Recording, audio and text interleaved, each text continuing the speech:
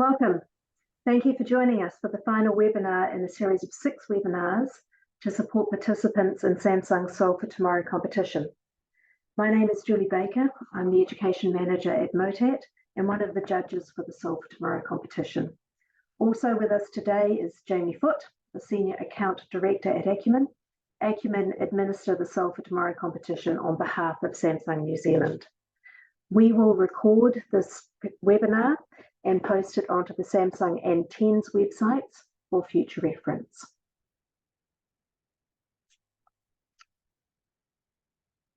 So just sharing the webinar.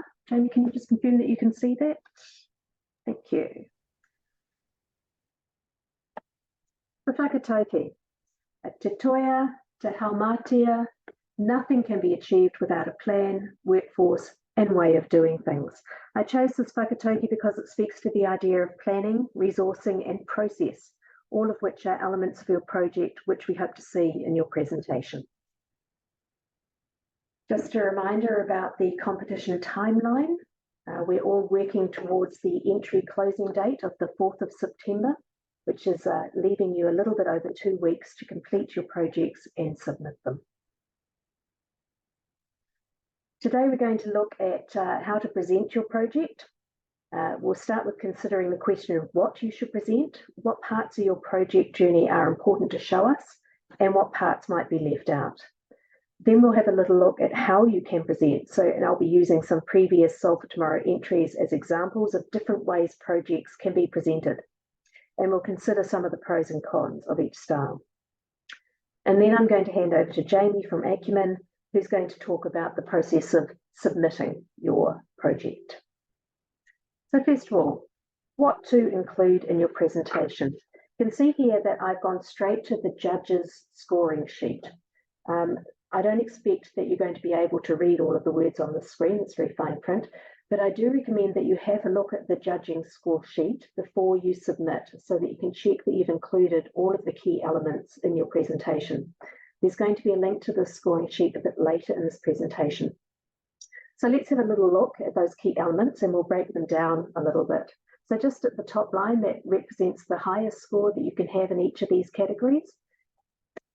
First of all, in relevance. It's worth 20% of your whole presentation. And what we're looking for in this area is evidence of testing and design iterations. So we're wanting to see some kind of either written or pictorial or videoed presentation of how you've tested and how your product has changed as a result of that testing. You can choose how best to present this information to us. It doesn't, basically you could have any format you like, but just choose the format that's going to best support the evidence that you're providing to us.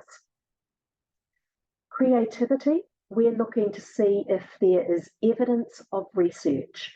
So we're wanting to see that you've gone out there onto the net or talked to people or got involved with your stakeholders and done some research about some of the solutions that you've come up with. Are there existing solutions out there? If there are existing solutions out there, how is my solution going to be different or better?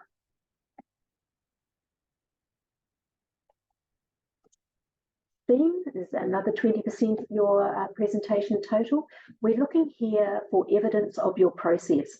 You may have adopted a scientific approach with a method, results, conclusion. You may have adopted a technological approach where you have got empathizing, ideating, prototyping, and testing. You've probably done something with a combination of the two. But what we're wanting to see in your presentation is evidence of that process and the different steps in that process. And we're looking to see that you have covered those all off. So you need to present the complete process for us. Again, the format you use is entirely up to you. Feasibility, another 20% of your mark. With this, we're looking to see that you've done some evidence of research again and also stakeholder engagement. So with the evidence of research, we're wanting to see that you have looked at what's out there and made some decisions about whether your solution could be implemented with current technologies and resources. So, for example, do the materials exist for you to be able to create your proposed solution, or is there a need for a whole new material to be developed? We're looking to see also that you have gained positive feedback through community application. So that's that critical stakeholder engagement. Our webinar earlier in the series focused on stakeholder engagement. It's a very important part of your process. So we're wanting you to show us that you have done that. What did your users think of it? What did they say? What feedback did they provide? And how did that mean that you changed your product and produced some of those design iterations that we'll be looking for? As well as those 4 criteria, relevance, feasibility, creativity, and STEAM, your presentation itself also will win you some marks. It's worth 10% of the total. So the things we're looking for in your presentation itself are that your idea or creation was well presented and it was easy to understand. That the presentation has made it easier for the judges to kind of get to the guts of what you've done and to understand what you have done. We're looking to see that all of the components of the process are documented, and we're looking to see that there has been a good detailed explanation of your process and of the outcome that you've come to as well. If you give us all of that stuff, then you will be a shoo-in for getting 10% for your presentation component. Let's have a little look at some of the ways that other projects have been presented to us in the past. There are different formats, and we'll just show you some of the different formats, and you can get a bit of an insight into the strengths and the pros and cons of each of those formats. So I'm starting here with if you make a decision to present your project via text. There are 2 examples here, both from Solve for Tomorrow 2022. The BioPlugs project was presented to us as a written document. This is the first page of a multi-page document, so you're not seeing the whole process here, but it very clearly illustrates to you that it was written out as a text-based explanation of what they had done. On the other hand, we have got our foil blankets project, which was submitted as a PowerPoint, but is effectively still a text-based presentation. And we'll flick through the slides now and you can see what I mean. Quite visual. There are some pictures in here, as you can see, but effectively it is a narrative describing what they have done. They've used headings here, why our product is needed. That's them doing some of their research into the need for the product. They've talked a little bit about how it works, a bit of the science and the background behind it. They have drawn our attention to the STEAM components that they have worked through. And then they've talked a little bit about how the product has been changed and developed, so design iterations and what changes they made along the way. And that's it.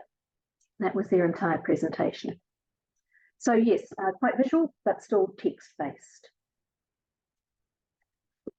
Another way that you might choose to present your project is via a PowerPoint, and this is probably the most popular way that people do present, and it's because, of course, that you can have both written elements and pictures and diagrams in the same format. So it's quite a useful way of presenting a variety of information. Having a little look at Maxwell and Mouse's presentation, they were looking at concussion in sport.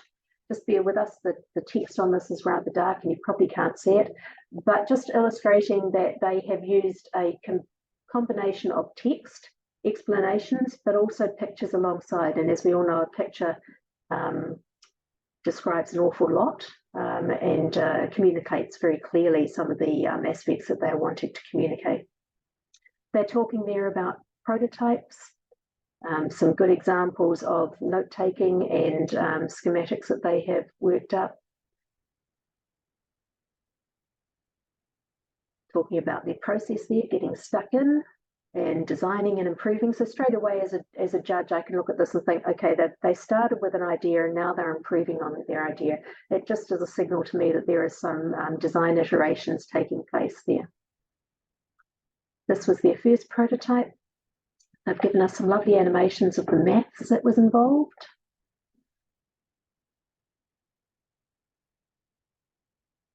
Just a note on the animations, it's not necessary to get too fancy with your PowerPoint presentations. It's really just about presenting the information to us.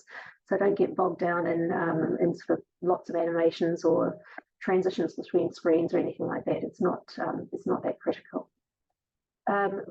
force testing, and then arriving at their final design. So that's a PowerPoint presentation. This particular group also chose to show us their logbook. So they submitted their logbook as well, which actually was quite useful because it allowed us to go back and kind of fill in some of the gaps that their presentation didn't necessarily highlight. So we were able to check about their process and see how much engagement they have with stakeholders and things like that, which was useful from a judging point of view. Another way that you might choose to present your project is via video, and this is from 2022, Brooklyn's Nighttime Hero. So just playing this through, it's not a very long video. My name is Brooklyn, and for my project, Samsung Change for the Competition, is that I want to design a product that will help small children from dropping and losing teddy such toy. For my project, I've done quite a lot of research, physical and functional attributes, and also strengths, as well as many possible research questions, plus ideas I later put into consideration. Making my project, I had to brainstorm ideas to turn into types of fabric and what it would look like and what materials I would use. For my first prototype, I used a silicone wristband which wasn't very comfortable or attractive to a child. Something softer and more colorful would be right. The magnet is only attached by sellotape, so it could easily be removed, and swallowing the magnet has major health consequences. The magnet strength also needs to be greater to be able to attract tens of a bigger size. So for this, I listed the physical and functional attributes in color coding. Red meaning it needs to be changed, green meaning it's fine, and orange meaning it could probably change. For my second prototype, I used some leather and punch holes to attach the magnet, and also see adjust the size to be bigger or smaller. And I also updated the physical and functional attributes. When I actually have to do this now, and that should make soft and comfortable and make a track child. And on top of that, the magnet would be under the fabric and safe for the child frame. So I would have the attributes first as well as have the final product. And now we have the final product. And the physical and functional attributes are great. How it works is there is a fabric around the limb bracelet, and there was a slit you can open to access the magnet to change the size. And if the slit is closed, the magnet is concealed in the child. Thank you for watching. I hope you consider my idea. Big thank you to Mrs. Swinson. So you can see that with a video, you get the opportunity to present text, comments, and also pictures, but also you have the voiceover capability where you can go and explain your process or your decisions in a little bit more detail. So it's quite a powerful way of presenting using those three different elements. The format you choose to present. Sorry, I'll just jump in and just say I think Brooklyn used something called Powtoon to create that that video, but there are a whole plethora of different sort of video options and animation softwares out there that people can use. Yeah, lovely. So the format that you use is completely up to you. I'd be guided by the nature of the evidence you're wanting to present. So, for example, if your project involves developing a physical product, you might find that there are a lot of photos that you've taken of the different prototypes and the different changes in your design as you've worked through your process. So it might be useful for you to present those as a PowerPoint presentation. If your project is about developing a system or an environment where there's not actually a physical thing that's being created, it might make more sense for you to use, say, a video where your voiceover capabilities can explain your outcome as opposed to having a picture of your outcome. So you need to look at what you're wanting to present to us and make a decision based on what you're presenting as to which format works best. What we do need to remind you, though, is that you need to present all of those elements that we talked about earlier in this webinar, and to keep it easy to understand so that you're communicating clearly with the judges what you have done and provided that evidence. I'm going to hand over now to Jamie from Acumen, who's going to talk you through submitting your presentation. Kia ora. Thanks, Julie. Appreciate it. Look, I think the main point I'll try to say before we run through the the web form that we've created is that we've tried to keep this as simple as possible and as intuitive as possible and as straightforward as possible for people who want to enter the competition. But that said, there are some nuances with a few things and some little tips and tricks that we can help sort of provide on today's call. So look, if you go to the Solve for Tomorrow website, either type in samsung.com/nz/solve for tomorrow, or go to your search engine and search Solve for Tomorrow New Zealand to get to the website. You should come up on the homepage, which is up on the screen now. And as you can see with that large red arrow that I've inserted into the presentation, that's the button that you want to click when it's time for you to enter your entry into the competition. And once you click that button, it essentially will bring up a web form. And the web form is, again, relatively straightforward. We do ask for a little bit of information from everybody. That's, if I'm honest, predominantly so that we've got all of the tools that we need on our side to get in contact with you. Should you be, one of the lucky people who is, judged to be a winner or, the runner-up, the second prize. And that includes both, information about the students and also information about the teachers and the schools that they come from. So you'll see on the left-hand side of the page there, relatively straightforward web form. Fill in all of your information. Anything with a little red star beside it is compulsory. And then when you're ready, you'll scroll down and you'll get to the section which is team member details. It's really important that you include all of the team members who have been involved in the project in this web form. From a legal perspective, in terms of terms and conditions, the T's and C's on the competition, we can't distribute prize money or any Samsung tech to anyone that hasn't been listed on the initial entry form. And look, you would think that it may not have happened in the past. It actually has. We've had, a winner where it's, come out that there were a couple of people within the school who were also involved in the competition, but weren't included on the original web form. And that's just made it really difficult for us in terms of how we distribute the prizes and how much everybody gets. And there's a whole sort of legal bit around that as well. So look, the general advice we like to give is if anybody has been involved in the competition, and the way to think about it is, if you were to win, would you want this person to be recognized and to get some of the prize money or some of the Samsung tech? Then they absolutely should be on the web form under the team member details. You can add multiple people. You'll see once you've added one person, and there's a little button there that says add another team member. Just make sure that everybody who's been involved in the project has been included on this original web form. Then under that is I guess the most important part, which is how do you get your entry to us, and what format do you upload that in? As Julie's touched on, you can enter in a number of different ways, whether that's a written plan or essay up to 1,000 words, a poster, diagram, model, or artwork submitted to us via PowerPoint, PDF, video, or in JPEG format. A presentation PowerPoint, maximum around 10 slides, or if you want to create a video, you can create a video presentation. We've been quite generous with the length of that video. It's 5 minutes. If I'm honest with you, you should be able to, talk about your idea and your entry in probably under 2 minutes. 5 minutes is actually a lot of time, but we do know some people like to, be a little bit more thorough and provide a little bit more information.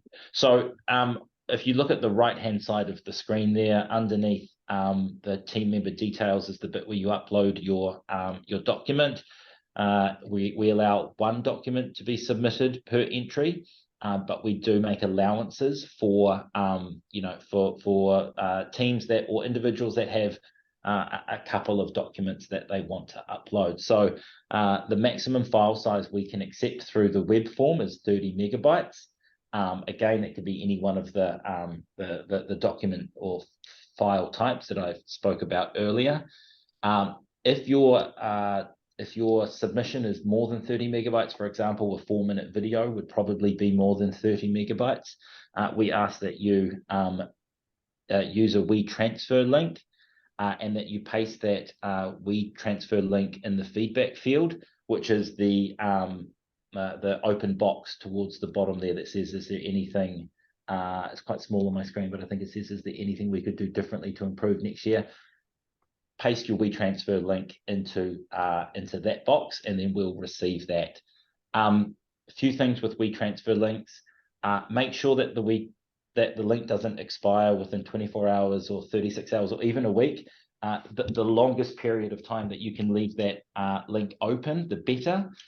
We try to get to all of the entries when they're submitted within 24 to 36 hours, but you know, the nature of the competition, sometimes we get a large influx towards the final week or the last couple of days, and my team may not get to a link for a week, or maybe 6 or 7 or 8 days. So just make sure that there's a really long expiry time frame on that WeTransfer. If we click on the link and it has expired, that's okay. You haven't been discounted from the competition by any means. It just means that there's a bit of a process we have to go through to email you, get you to re-upload it, resend us the link. We then have to download it. And, you know, you can imagine if we have to do that on 20, 30, 40, 50 different entries, it can get quite sort of time consuming on our side. I think that's kind of everything in terms of what we would want you to upload and submit. You'll see there's some general sort of T's and C's questions at the bottom. You know, we have the button in place so that robots can't upload anything. And in the event that you do have any additional questions, the easiest way to get in contact with me or one of the team at Acumen is via solvefortomorrownz@samsung.com. We have a shared inbox with Samsung. We can access it. They can access it. We are pretty responsive with requests that come through to that email address as well. So any questions, fire them through to there, and we'll be in touch as soon as we can. A couple of questions that come to mind that have been asked. Who do we contact if we need to change our submission? Say, for example, we've forgotten to put a team member in and we've remembered too late, we've already hit the submit button. How would we get that name in there?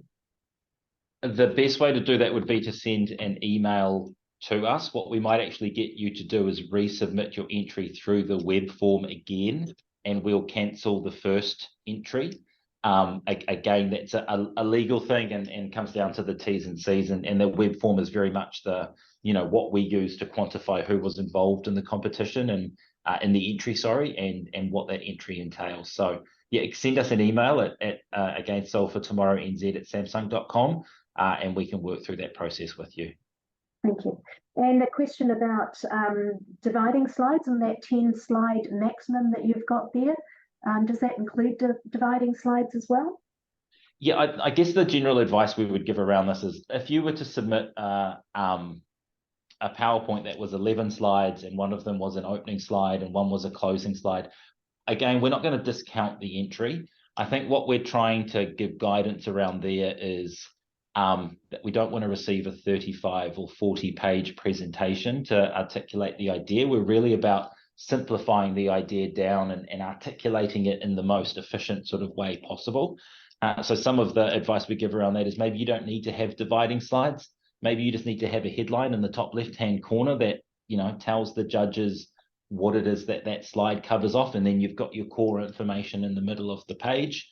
So yeah, look, try not to do lots of dividing slides and stuff like that. But again, if we got something that was 11 slides or even 12, I don't think we'd discount it entirely. We just want people to try and keep the information as succinct and sort of pithy and articulate as possible. And can people submit earlier than the 4th of September, Jamie? Yes, yeah, they absolutely can. And look, I think what we've learned from the last couple of years of doing the competition is there is a natural influx and an increase in activity in the last sort of 3 or 4 days. The web form's pretty robust.